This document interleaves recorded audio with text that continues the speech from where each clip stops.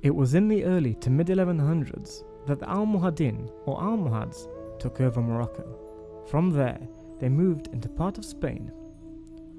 The Almohads believed that if one needed to do research, he wasn't a true believer. After the Almohads wiped out Muslim intellectuals, they turned to the Jews, saying either convert, be killed, or leave.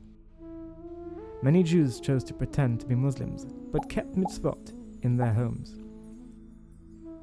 At the time, a young Moshe ben Maimon was growing up in Almohad-ruled Spain. You might know him better as the Rambam, but then he was known as just Moshe. With the threat from the Almohads to Spanish Jewry, many escaped to Christian Spain, including Rambam's family. Knowing they had an incredibly gifted son, the family looked for 7 years for a teacher for Moshe, but they couldn't find one in Spanish-ruled Spain. The Rambam's father soon found an answer. He heard that in Fez there was an underground movement, both Jewish and Muslim, that learned and researched. This was their chance, so they took it. It was in Fez that the Rambam began his greatest works. You see, there were clashes between those who converted and those who did not. Those who did not said the others weren't Jews anymore and could not be counted for a minyan.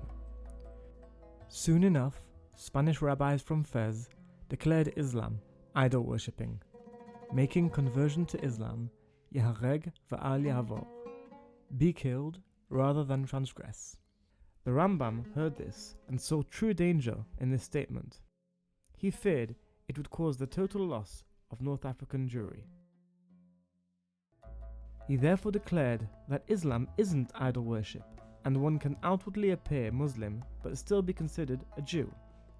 At 26, he had not seen the pain of death for non-converts and appreciated his father's stand validating fake conversion for survival.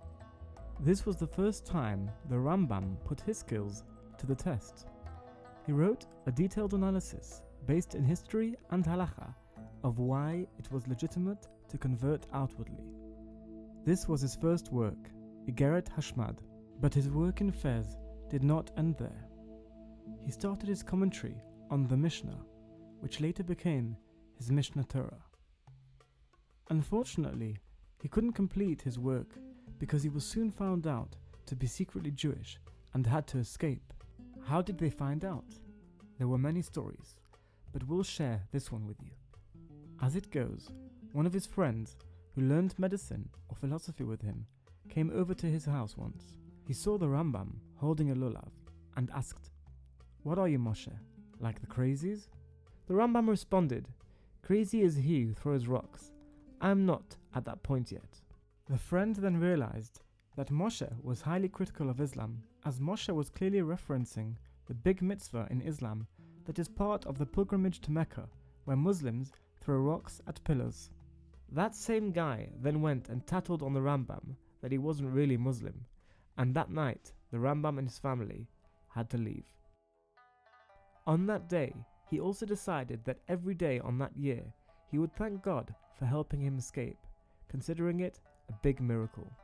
The family went to Israel, but the financial situation was very hard for them, so they moved to Egypt. You see, the Rambam's brother was the breadwinner of the family, but he soon drowned at sea. This meant the Rambam had to start working in order to provide for his family. He began his work and sure enough was appointed doctor of the ruler of Egypt. And there we had another Moshe in the high ranks of Egypt.